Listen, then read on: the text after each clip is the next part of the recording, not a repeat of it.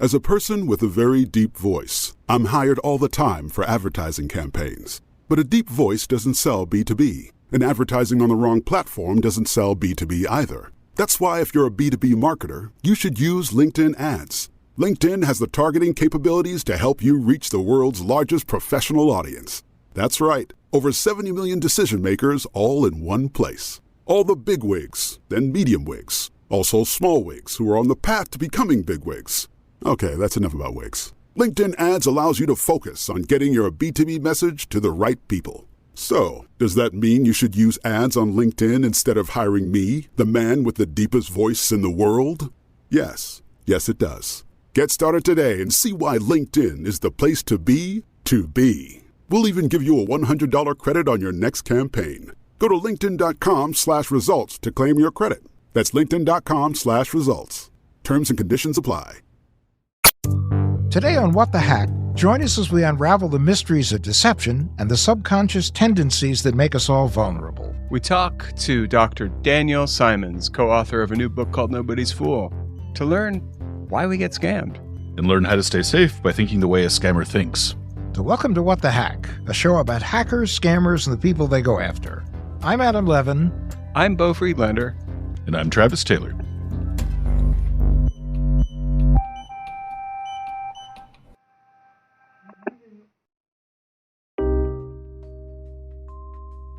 Today we have one of the co-authors of the book, Nobody's Fool, Why We Get Taken In and What We Can Do About It. Please welcome Daniel Simons. Thanks for having me on. Oh, thank you so much for coming. We're delighted to have you here, and we're particularly excited to talk to you about your new book, The Psychology of Scams and How People Can Better Insulate Themselves from Falling for Scams. Dan, I am interested in the nature of deception as you discuss it in your book. I mean, I guess it can range from everything. There's a kaleidoscopic selection of things that can happen, from Ponzi schemes to political misinformation to disinformation. What exactly is a scam? And is it different from a con or other negative things that can happen in the realm of information? There's a wide range, as you say, and what we're more interested in broadly is the nature of deception and how we get deceived. And that can take the form of cons, which we think of as sort of the more grand sort of impersonation, or pretending to be somebody that you aren't, or pretending to do something you aren't. Scams, which might be much more simplistic, just trying to take people in lots of different ways, as well as just deception, which might be completely inadvertent, where somebody might mislead somebody without even realizing they've done it in the first place.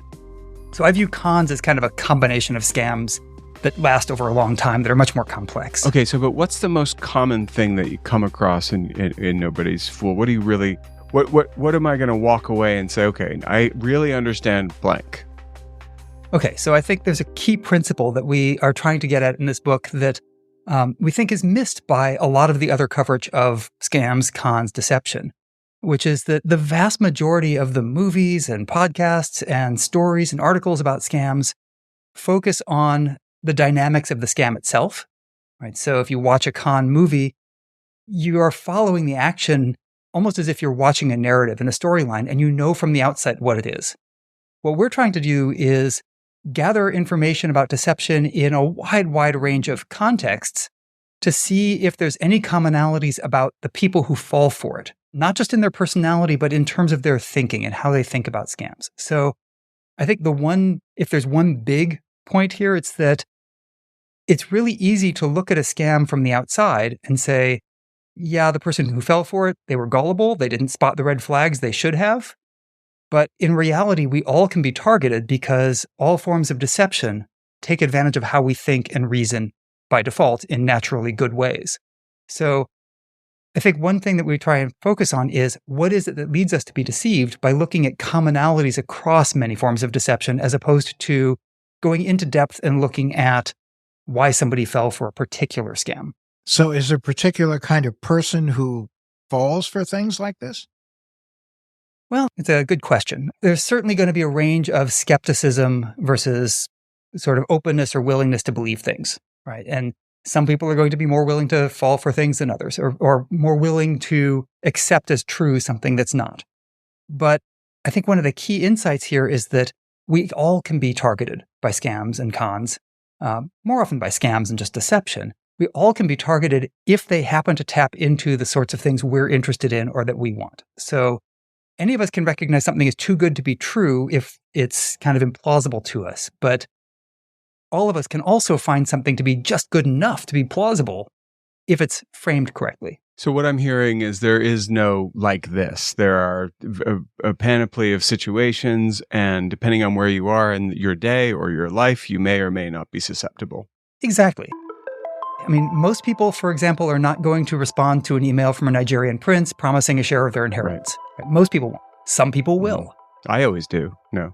Yeah. If some people will only because they want to kind of scam the scammer. Yeah. But a lot of times, those sorts of scams, it might appeal to somebody and they might respond to it, but that same person, under different conditions, hours later or a day later, might not. Right? And it really depends on whether it catches people at the right moment in the right way that they respond to it. Some people will never respond to that sort of email because they recognize it immediately as too good to be true. But those same people could be victimized by something that seemed completely plausible to them and implausible to somebody who would respond to a Nigerian prince scam.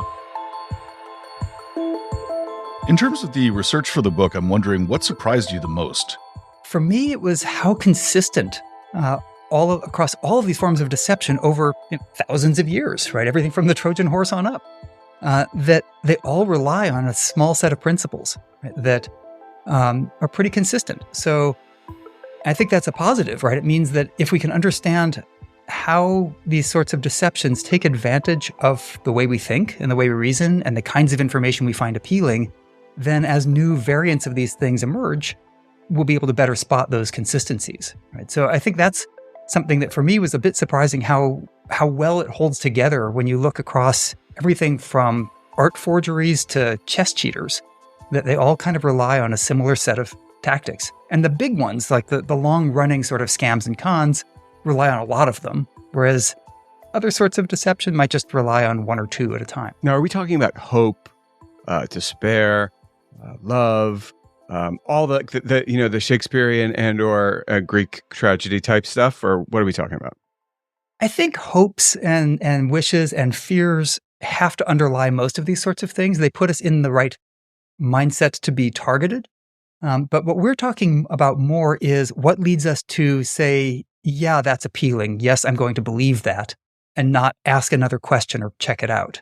Right? So we're focusing more on the thinking aspect of it than on the motivation. So we're not so much interested in the personality of a con artist or of the victim. Right? We're interested in the cognitive mechanisms, how we think, what our habits of thought are, and what sorts of information we inherently find appealing, often for really good reason. So can you walk us through that small set of principles that make scams work? So we divide these sort of cognitive principles into what we call habits, which are cognitive tendencies, things we do really well and they're really useful most of the time, but that can be turned against us, and hooks, which are kinds of information that we find inherently appealing, and that most of the time that's a good thing. They draw our attention to the things we care about. But that again, if somebody's looking to deceive us, they can present information that we find appealing when it shouldn't actually be trustworthy. And all of these sorts of cognitive tendencies, habits, and hooks are premised on the idea that we mostly accept what other people are telling us as true. Right? We, by default, assume that we're interacting with people who are being honest with us, that the things we encounter in the world are truthful, and it takes effort to stop and think to yourself, well, maybe I shouldn't believe that. Maybe that's not true. Okay, so the first principle is that the person we're talking to or communicating with is for real and what they're saying is true. Exactly. And we tend to do that by default very quickly. And it takes effort to kind of say, oh, wait a second, they're potentially lying to me. And this is true not just of other people, but of everything we encounter in our daily lives. Dan, right? So Dan, it's true of this morning, there was a coyote in my upper field. And he was limping with his back leg. And when I got out of the car, he took off not limping. He was trying to con me out of the car, little jerk. Yeah. So they do it. So we see it in wildlife all the time. Animals have ruses in order to get, something to happen generally in the terms of hunting. And I guess scams are a form of hunting, aren't they? In a lot of ways, yeah. And the key element of that is that it makes sense to believe it's true most of the time because cons and deceptions and scams are relatively rare, right? Most of us are never going to be a victim of a large con, right? Most of us are never going to fall for Bernie Madoff's Ponzi scheme. Most of us can't Some will. afford to fall for them. And a lot of us don't have that opportunity. Like most of us are not I going don't have the ante. Yeah, exactly. I mean, most of us are never going to try and purchase, really expensive fine art and buy a forgery by mistake. And most of us aren't going to invest in Theranos. That's right. Yeah. Yeah. And most of us don't have the opportunity to be scammed in those big ways. Yeah, right. Yeah. We have plenty of opportunities to be scammed in small ways, but this idea that we accept as true what we see and what we hear makes a lot of sense because we can't go around our daily lives constantly double checking everything, right? We can't go into the grocery store and disbelieve everything on the packaging of a product, right? I mean, we could, but we'd never get out of the grocery store, right? If you go and buy some fruit and it says that it's organic, you're probably not going to go out to the farm and monitor the farmer 24 hours to make sure that there's no pesticides being used, right? We have to just accept that some of these things are true and they might not be. And most of the time it doesn't matter. So it's a really good default assumption to have because it allows us to have a conversation. It allows us to interact with other people and be a part of a community. It does mean that somebody who's looking to deceive us, whether it's a con artist or a magician, will say things that simply aren't true, right? In order to get you to believe what they want you to believe, to focus your attention where they want to focus it. So that's a precondition for any act of deception, is this willingness to believe. Okay, so I'm hearing one principle. There has to be more to it, though. Yeah, I think that's the underlying principle that affects everything. You can't have deception without a willingness to take what people are telling you as true, right? And when people are deceiving you, they're presenting something as true that's not, right? That's kind of the fundamental aspect of it. But the cognitive tendencies are a bit different. They're things that we do all the time that most of the time work great. So, for example, we have a cognitive tendency to focus, right? Which is to pay attention to the information we have right in front of us and often to not think about the information we don't have in front of us. And most of the time that works great because what we actually want to do is focus on what we're dealing with and not be distracted by irrelevant stuff. But that means that if somebody wants you to believe something in particular, all they have to do is put that information in front of you and keep you busy with it and have you not think about what you're missing. Can you give us an example? Here's one example. Imagine you're at a psychic performance. You've gone to see the psychic who helps people commune with the dead, right? Well, what do they do in that performance? They rattle off a whole bunch of things at once until somebody in their audience says, oh yeah, that was me. That fits me. And then they zero in on that person and talk about nothing but that person and how they were right about them. What does that do? It draws the audience's attention just to that one case and not all of the guesses that they'd missed up to that point. So if they say, is there a Rob, a John, a Frank, a George? Oh yeah, there's a George, right?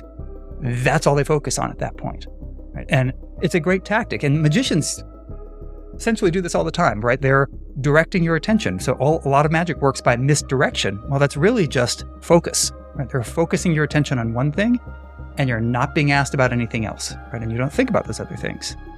It comes out in other contexts where people aren't trying to deceive, but they might inadvertently do that. So a lot of business books are about successful leaders, right?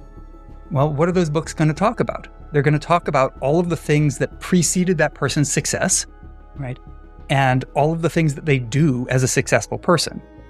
And we focus in on those success stories and only think about those. We don't think about all of the people who might have done exactly the same thing and didn't become successful leaders, right? We don't think about all of the other things that same person could have done that would have led to success, or all the other things they could have done that would have led to failure.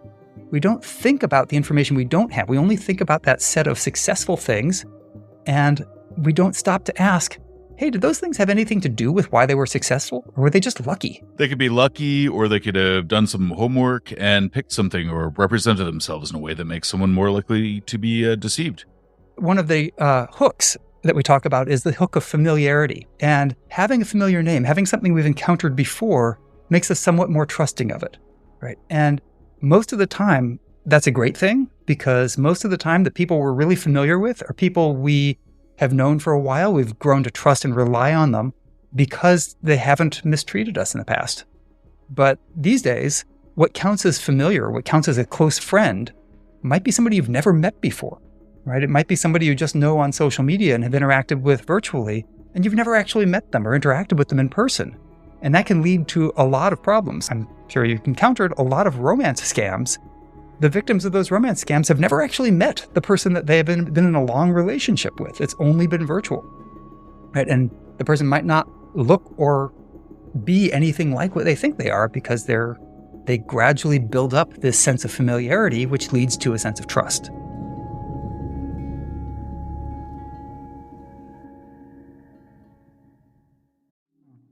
Hey, Travis, you keep talking about Backblaze. What is it? It's a backup service, but it's an industry leader in it. It's cheap. It's only $7 a month, and it gives you unlimited computer backup for anything involving Macs, PCs, your business. It does it all. Wait, Backblaze? Backblaze. What would I use it for? It can really easily protect your business data as well as your personal files, and it does it through this centrally managed administrative interface. Does that mean you can access it anywhere in the world? Anywhere using their web app, and you can also access your backed up files through iOS and Android, so it's a very complete service. What happens if your internet connection is too slow for a web download? You can have a hard drive sent to you, and if you return it within 30 days, you can get a full refund. Adam, you are super worried about accidentally deleting files. And for $2 a month, is that right? That doesn't seem like it's right. You can increase your retention history to 1 year. That's bonkers. Right. They've restored over 55 billion with a B files for customers. Yeah, what is this free, fully featured, no credit card required trial? Travis, what is the website? It's backblaze.com/hack. And that's for us at What the Heck. If you own a business, click on Business Backup in the navigation and start backing up your business data.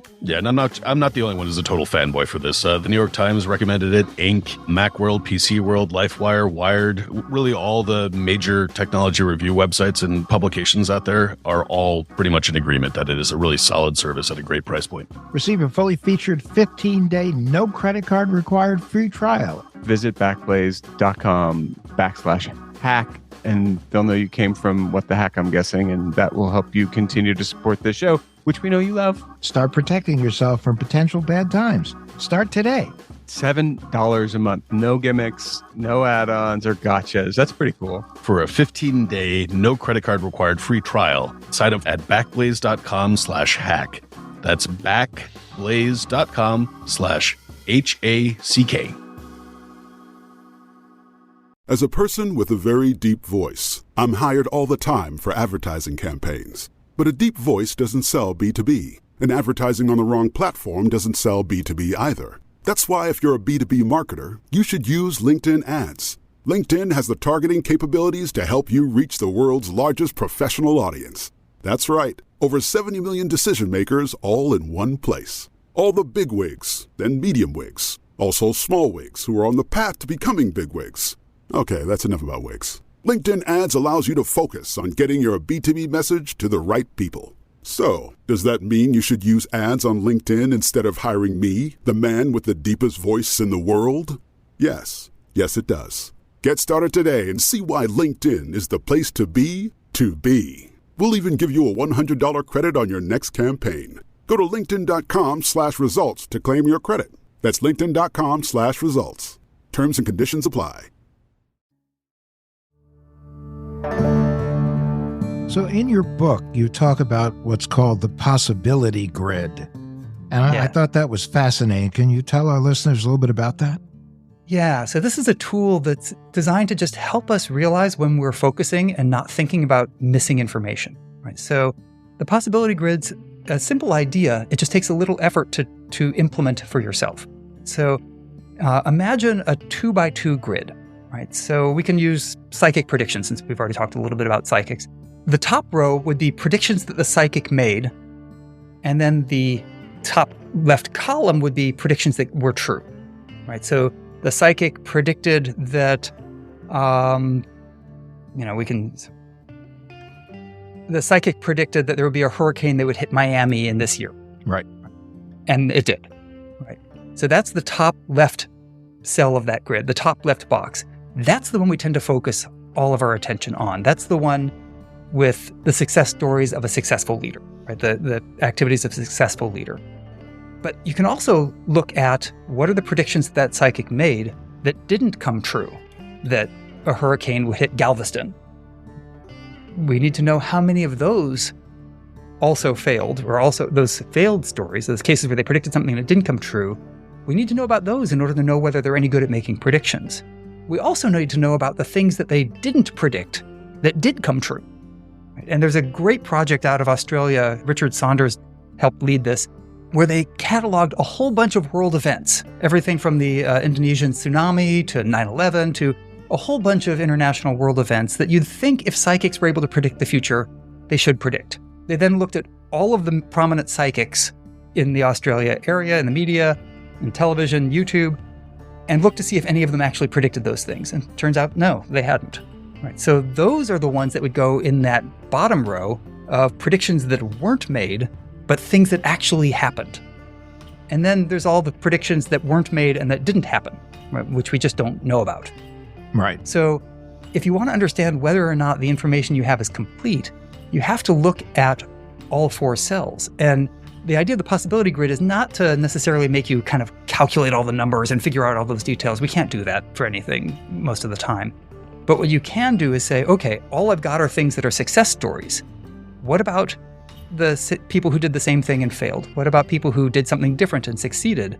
And that will tell you that those, say, executive leadership stories might just be stories. It might turn out that all of those things that were in that top left part of the grid were there but arbitrary, and that if you took the same people and had them do those things again, they might fail. And maybe those things actually hurt your performance, make you less likely to succeed. It's hard to know. But in order to know there's any pattern at all, you have to have all of that information. No, we do live in a world where you have people that have made a fortune teaching other people how folks succeeded. But they never talk about, well, these are the folks who didn't succeed, and maybe we should also look at what they might have done wrong as to why they didn't succeed. Yeah, absolutely. There's a real danger in studying case studies of success, right? In that you can fool yourself into thinking that the things that happened to that one in that one case are representative of all people, or that they're even associated. It may turn out that those things are anti-predictive of success. It may turn out that they actually are worse for you to do. And it might be that that person just got lucky. Are these case studies universal, or are these tendencies limited to the US or Western culture? I think we're trying to focus on cognitive tendencies that are fairly universal, that they're just a process that we need, right? So none of these things like focus are inherently a bad thing, right? So they're things that we need in order to be able to function effectively. Some of the other hooks that we talk about are things like prediction, kind of anticipating future events. That's something we have to do all the time, right? We can't function effectively without being able to anticipate what might happen next. And we have to form expectations, and that governs how we act, right? So if you expect that it's going to rain tomorrow, you will take an umbrella with you, right? And that's going to be true anywhere. You'll adapt to the environment appropriately based on your expectations. The same principles will apply in our interactions in social media, right? So if you expect if you expect or believe some pattern to be true and you predict an outcome, you're going to be more receptive to things that are consistent with it. You're not going to question them as much as you would if something were completely opposite your predictions. So we tend to challenge things that counter what we believe pretty effectively. We're all pretty good at this, right? We're all pretty good at shooting down that claim that we just don't agree with. And the problem is we're not as good at shooting down claims that we agree with. We don't tend to do that as much. And I think that's probably something that's cross-culturally universal, right? We all are going to have to make predictions. We have to do this. Same thing with commitments, which are just basically strongly held assumptions that we really can't discount, right? Once we've made this strong assumption, we're not as likely to challenge things that are consistent with it. That's going to be true for anybody who makes an assumption anywhere, right? It doesn't have to do with individual differences in that way. Some people are going to be more committed to their beliefs than others. Of course, yeah. And there might be some cultural variation in that. Yeah, absolutely. But is it something that's going to be true, at least in some cases, for everyone? Yeah, it kind of has to be. Because we have to be able to do these sorts of things. We have to be able to focus. We have to be able to make predictions. We have to be able to form commitments and stick to them, right? And efficiency is the last of the hooks. We have to kind of try and act efficiently because we have limited time, limited capacity. So we have to act in ways that allow us to get things done effectively. And scammers really prey on people in particular where they have an opportunity to make you make a snap decision Yeah, absolutely. Because they create this urgency, and that almost kind of fits in with the whole concept of the efficiency of the thought process. You want to be efficient, Exactly. and something happens, you want to move immediately because you think the world is about to end if you don't. Yeah, exactly. And that works in both a positive way and a negative way, right? So offers that are expiring in the next hour, or there are only 2 left, right, are attempting to get you to act with efficiency to kind of pick up on that deal, which is almost never necessary, right? It's almost never that urgent. But in the same way, it can work as a negative, right? So there are scams right now that are fairly pervasive that involve calling up parents or grandparents or cousins and saying, hey, this kid has been arrested. We need you to send over money to get them out of jail, right? Yep. There are lots of variants of these, some of them more horrific than others. But all of them are preying on that immediacy. We need you to respond right away. It's an urgent situation. And even the call center scams where people will call up and say, you made a mistake on your visa application. The police are coming to arrest you and deport you right now, right? That same sort of scam is putting people under immediate pressure to say, if you pay it off, you can make this go away. And we really like that sort of efficiency, making it go away quickly when you're under pressure to deal with something. That takes your opportunity to say, wait a second, this doesn't make any sense, and takes away your ability to check on it really quickly. As far as that's concerned, what advice would you have just for a layperson in terms of how to avoid that tendency to just jump to that action? Yeah, it's really hard because that is our natural tendency to try and resolve a problem.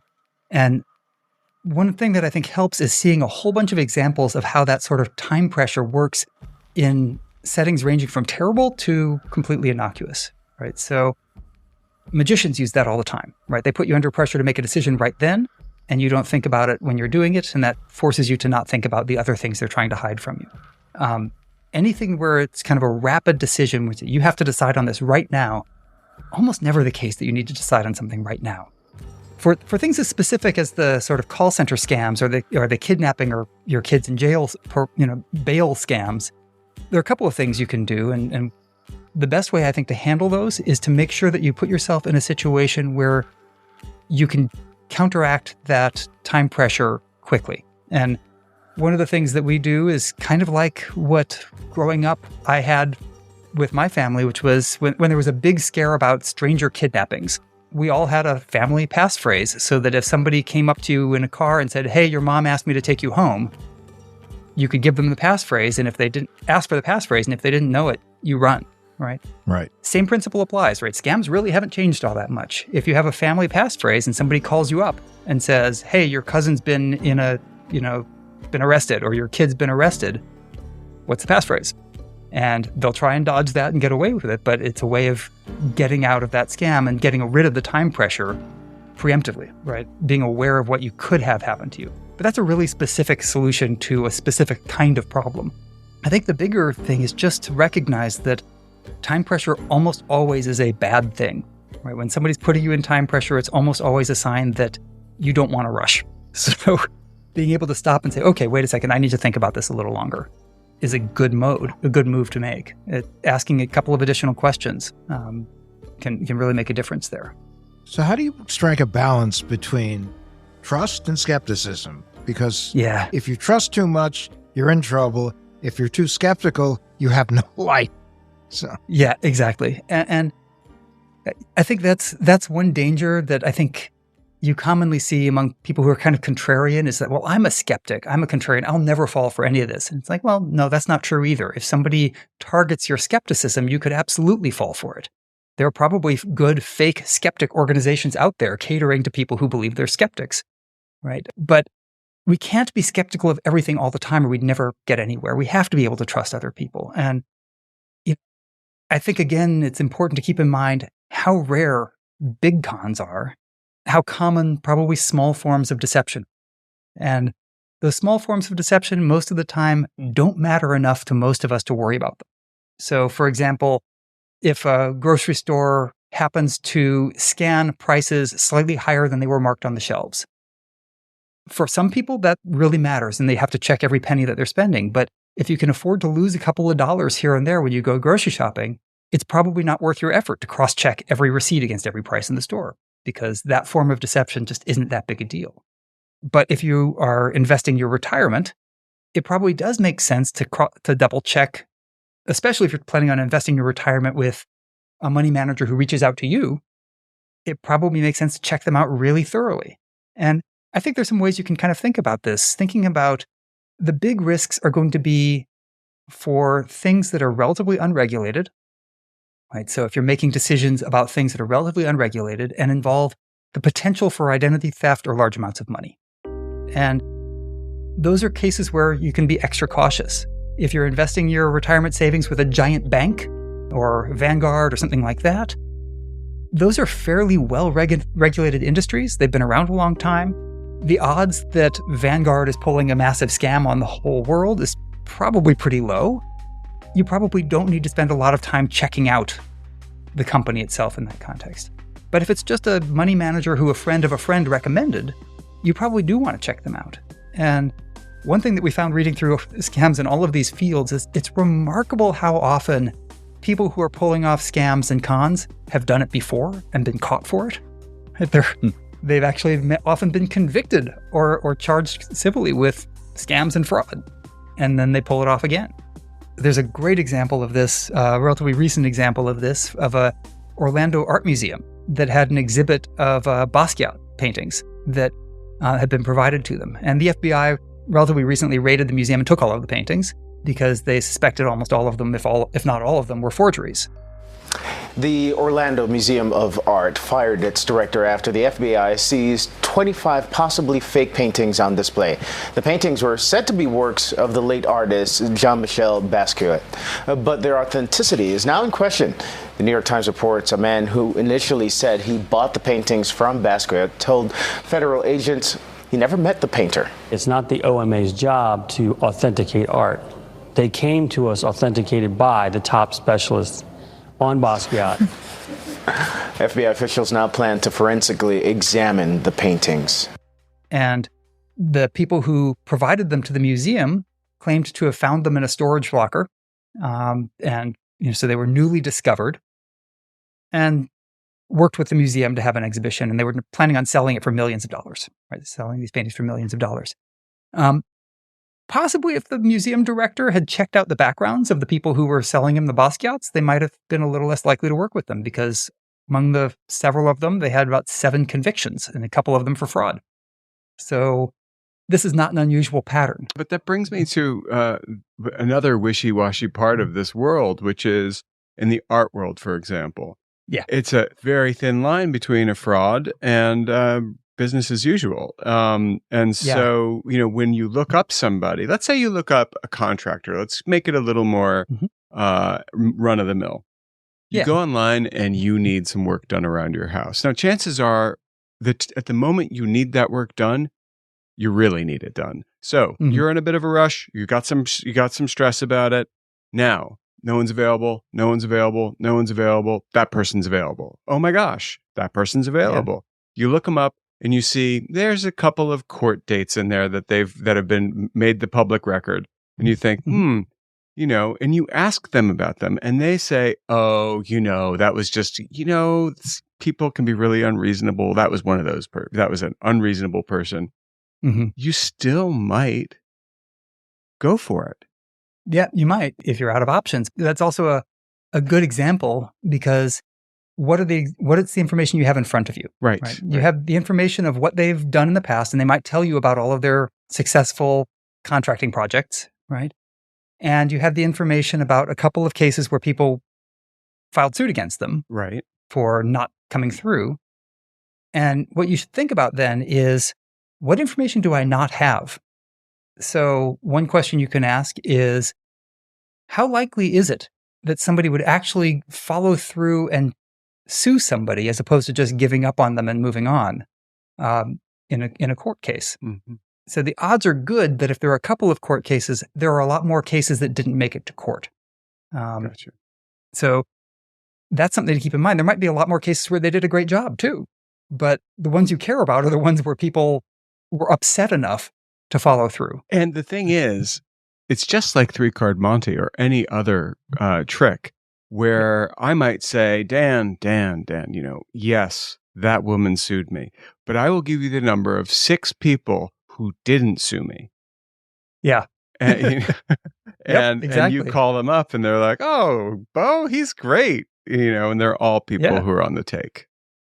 Yeah, exactly. And I was just out in LA a week or so ago and watching somebody doing 3-card Monte on Venice Beach, right? And if you watch long enough, and I was just I had nothing else to do for an hour or two, so I was just wandering back and forth, and the 3-card Monte setup would just move down Venice Beach. Yep. And every single time it was this same woman who didn't look anything like the person who was moving the caps around. Same person would be the first one to pick and would win like $100 every single time. It's the same woman walking down the block. I was in Paris, same situation, same game, and I was watching, and I figured out who the players in the scam were.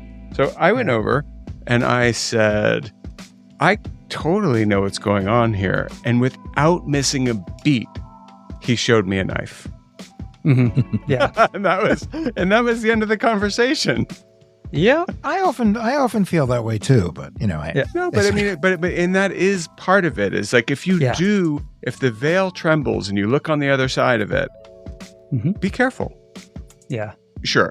These are criminals who choose to make money through trickery, which means they're not the ones who probably not the ones who are throwing you up against a brick wall.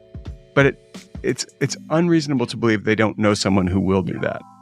Yeah, exactly. And the other thing to watch when you're watching 3-card Monte is you should have your hand on your wallet at all times. Pickpockets. Because that's a classic place where pickpockets work, and they work in tandem with the people doing 3-card Monte. Yeah. So I have a friend, Paulo Robbins, who's a professional thief, right? Not in a negative way. He's a gentleman's thief. He's a Vegas performer. He'll take your watch off your wrist. He'll take your glasses off your face, and you won't notice it. Oh, really impressive.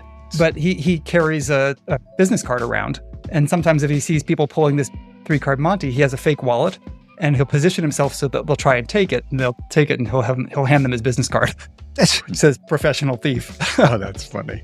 Yeah. Well, then there's the folks who bury you in facts. Yep.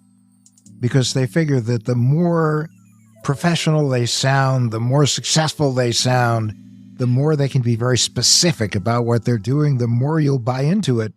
Yep. I guess an analogy of that might be Theranos, right? I mean, this was some impressive operation. And when you talk about high-profile people who can be scammed, that was the list of who's who of the Western world who got scammed by that.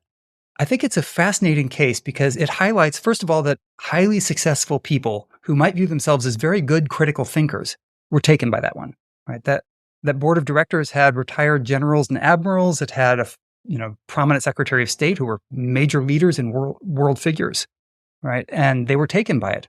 They weren't necessarily biotech experts. And a lot of biotech experts didn't want anything to do with Theranos. It was a lot of California tech money and not as much sort of biotech money. I think for good reason, that people wanted to kind of have a feel for this. It seemed really appealing. The idea of it was a really compelling narrative. And that was one of those sort of big cases that used all of these sorts of principles to good effect. Right. The idea that you were talking about a very rapid banter with a lot of facts thrown at you, sometimes that plays into what we call the hook of precision, where people will give a concrete specific number associated with something that doesn't actually have any bearing in reality. So we can do over 1,000 tests with this single drop of blood. Never could, right? But that concrete number, instead of saying, oh yeah, we have a lot. No, it's like we can do 1,000 and whatever. That precision is something that usually is great. If it's not true, that's a problem. So precision, if somebody can actually genuinely give you a number to a great degree of precision, and it's based on a good understanding, that's really cool, right? So physicists can measure a constant down to, however many decimal places, and the precision they're fighting with there is maybe the 8th decimal place or something. Mm-hmm. For most human behavior, we don't have that level of precision, but if you give people precision, they tend to assume that there's something underlying it. And this can be for something as dumb as like the price of a house listing, right? If you give it to a concrete number like, it's $378,500 as opposed to, 380,000. The more precise number will lead people to negotiate less and end up paying a higher price because they've kind of intuitively assumed that if there's that much precision, there must have been a reason for it. There must have been something behind it. Maybe the comparables were more precise and more detailed.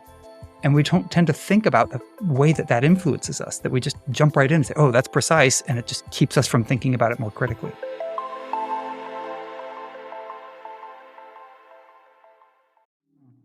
So, Bo and Adam, you guys know I'm a bit of a privacy geek, if you will. Oh, yeah. Yeah, you are. Yeah, totally. I really just don't like the idea that just about anyone can find you online, can find out where you live or your email address or your phone number or anything. I just think that entire idea is super creepy. There's so much of my data already out there, but is there something that you can do? Yeah, actually, you can use Delete Me. Delete Me is a service that pretty much does the heavy lifting for you, where they go to all the data brokers that they have on file and just pull your data and delete it on a regular basis. I use it. I like it. And they make it quick, easy, and safe to remove your personal data online. Well, yeah, with these data brokers, they can accumulate huge amounts of your personally identifiable information. And if all that information gets into the hands of a bad actor, that opens you up to a lot of risk. And if you act now, you can get 20% off your Delete Me plan when you go to joindeleteme.com/WTH and use promo code WTH. The only way to get 20% off is to go to joindeleteme.com/WTH and enter promo code WTH at checkout. That's joindeleteme.com/WTH, promo code WTH, which stands for What the Hack. And we thank you for supporting Delete Me and What the Hack. Lauren. Mike. So we host a podcast for Wired called Gadget Lab. We do. We do. Yes, that is correct. Tell the good people some more about it. Well, I think the good people should definitely tune in every week because they get to hear me roasting you. Hey, now. All right. No, really, what Gadget Lab is Mike and I tackling the biggest questions in the world of technology. I like to think of it as the best of Wired's journalism, but in audio form. We cover the big news of the week in Techland, but we also offer our expert analyses and opinions on all things consumer tech, whether that's mobile apps, hardware, startups, cryptocurrency. Mike, what's been a recent highlight episode for you? We did a deep dive on the group behind the massive Okta hack. We also had a great conversation about Web3 and the metaverse. What stands out for you? Never metaverse you didn't like. I really enjoyed our recent podcast about Peloton. And recently, the legendary tech journalist Kara Swisher joined us to talk all about Elon Musk and the future of Twitter. So I guess we should tell people how they can listen to our pod. We release a new episode of Gadget Lab every week, and you can listen and follow us on Apple Podcasts, Spotify, or wherever you pod.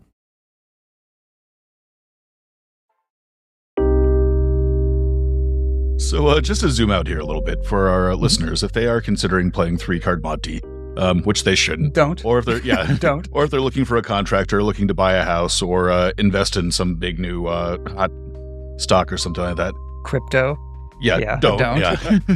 Outside of just don't, is there one piece of advice that you would give to avoid falling for a scam? You know, I'm not sure that there's any single piece of advice that works well for everything, but there are a lot of questions you can ask yourself that if you take a step, pause, and ask yourself a question. One way to think about whether you might be in a situation where you're at risk of being scammed is, if I were a scammer, what would I do?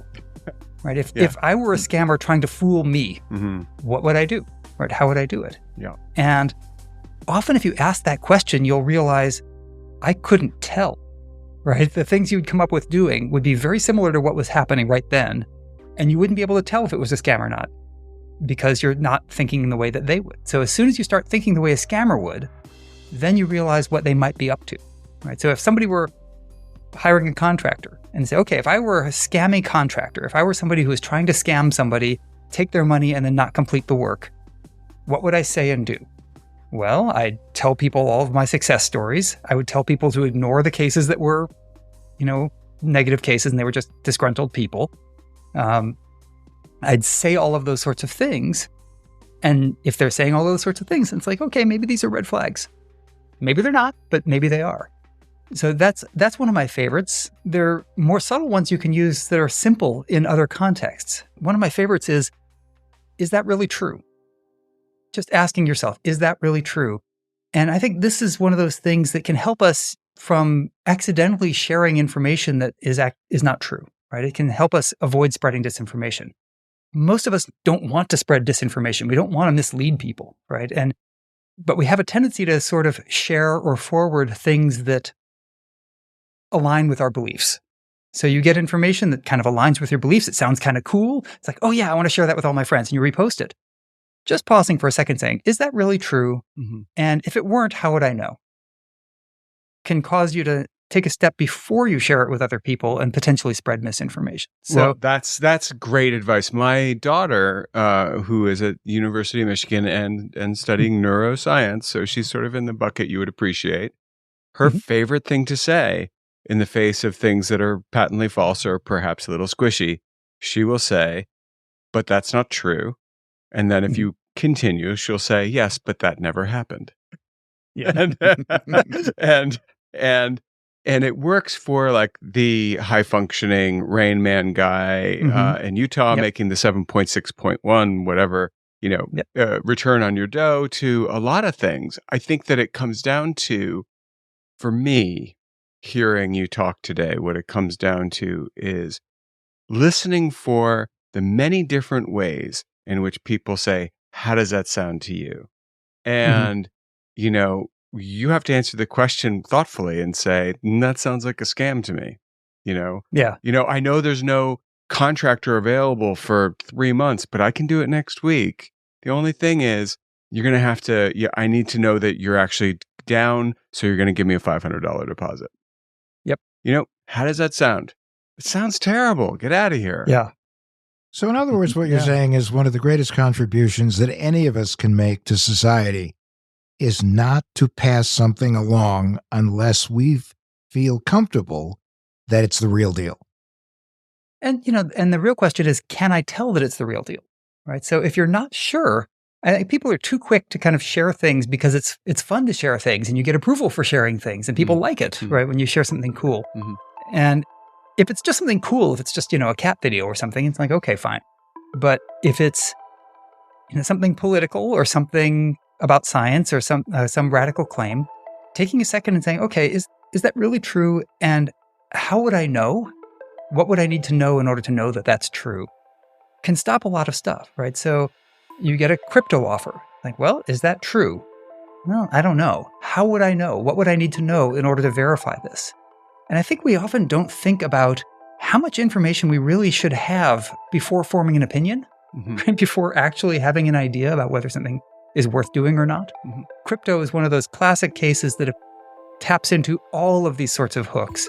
It uses celebrity endorsements. It promises outlandish returns on short investments. It promises these underlying formulas or models that are supposed to be amazing and defeat all of these sort of standard approaches. It tells you you're going to be able to get these returns really quickly, right? It has all of the hallmarks of classic Ponzi schemes, guaranteeing big returns in short windows.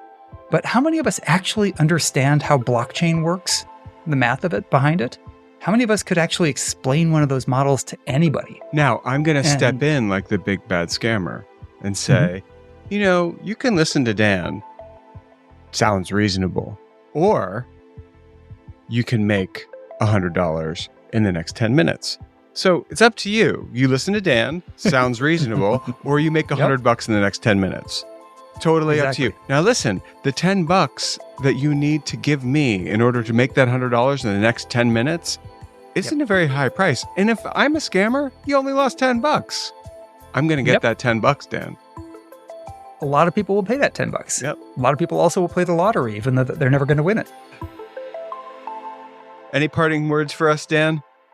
I think one of the things that we should do is be more kind in thinking about people who have fallen for these sorts of scams. It's very easy to look at somebody who made a mistake, fell for a scam, and as a result of that, was in dire straits. It's easy to look at them and say, oh yeah, they were just clueless. They were just gullible. I would never have fallen for that. And I think that's an uncharitable way to look at things. I mean, yes, sure, some people are going to be more gullible than others, but everybody can be fooled if they're not careful and if they're targeted in the right ways. We all can be taken in, even if we view ourselves as very skeptical. So I think treating other people the same way that we would want to be treated if we happened to fall for something like that is something worth considering. I think the optimist in me would argue that over time, we're going to be aware that it's so much easier to create fake information. And every student going through high school and college right now so many of them are using things like ChatGPT already. Yeah. That becomes apparent that, you can't tell whether something was AI generated or human generated. You can't. Which means that maybe people will become a little more skeptical and look for validation of what they're reading before they believe it. And the optimistic view is that maybe people will be more willing to look when they realize how easy it is to fake things. And we're only now kind of entering that territory where fake images and fake prose are becoming more pervasive. Right. It was always possible to do fake images. Mm-hmm. Politicians have done that forever, but it's now much easier to fake things that look pretty close to genuine. Yeah. So my hope is that maybe people will realize, okay, I can't trust things just because somebody's sharing them and they match my beliefs. And maybe we'll go back to having some sort of verification before people will, pass it along, because they'll recognize, hey, this could very easily be fake, and I don't have an easy way of knowing. That's the optimistic view. Dan Simons, we can't thank you enough for talking with us today. And your book, Nobody's Fool, that you co-wrote with Christopher Chabris, it's available anywhere books are sold. So everyone, go out there and buy it. Just make sure you go to the right places where books are sold, so you really buy the book. Make sure that it's a book. Not Amazon.com. That's right. All right. Thank you, Dan. It was very nice to meet you. Thanks, Dan. Great to meet you, and thanks for having me on.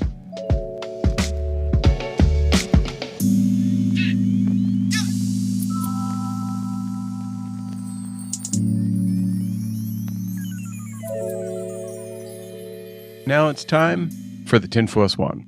Our paranoid takeaway to help keep you safe online. Travis, you said you got something kind of upsetting via email, or I don't know, was it snail mail? It was snail mail, yeah. I got a letter in the mail saying that my daughter's information had been compromised in a data breach. What kind of information? Well, they always use the term may have been compromised, but it sounds like it's the full rundown, including name, address, social security number. It's not great, but do you know who was breached? I was actually her pediatrician. It does bring up the potential for a kind of identity theft that people might not be fully aware of, which is medical identity theft. And when you're talking about the kind of identity theft that can flow from that, you're talking about everything from account takeover, opening new accounts, getting medical treatment in your name, committing criminal acts, your children becoming victims of identity theft. I mean, it is the full Monty. Yeah, and the other thing is, because your family member was compromised, you might think, well, you're safe. You might not be, because that information can be a foothold to your information. And it might be that your child's granular information might be the very way someone gets into your mortgage, not theirs because they don't have one, but you do, and it's worth a lot of money. We could all be compromised at this Everybody. point. Yeah, I mean, it's one of the most, if not the most expensive form of identity theft. The statistic I looked up said that the average cost to the victim is over $22,000.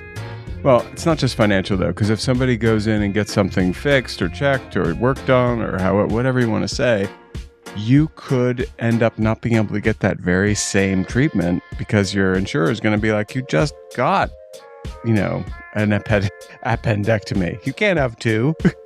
Yeah, and it also depends on what or how someone's using your plan. But for instance, I was just reading about a woman who had her purse stolen, including her driver's license and her insurance card.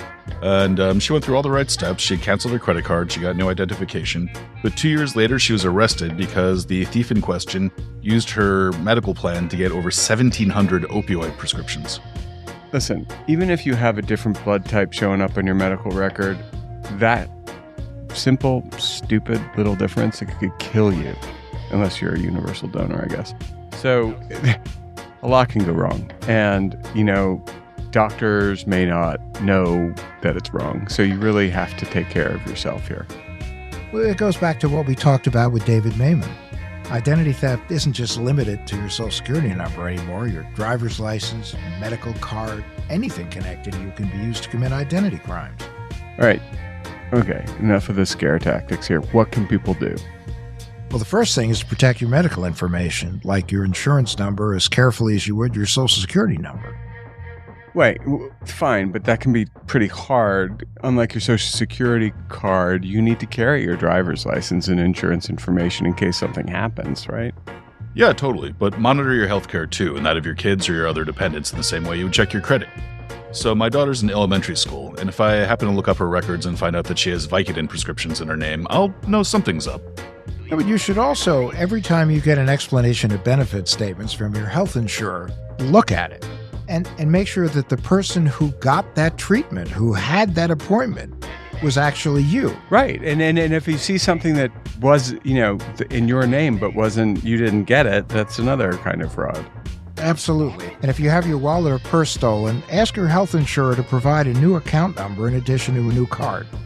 Listen, most doctors' offices are going to make sure that your information is up to date, and they'll give you an opportunity to verify that. Don't blow them off. Just take a look. Make sure it's right. And that's our Tin Foil Swan.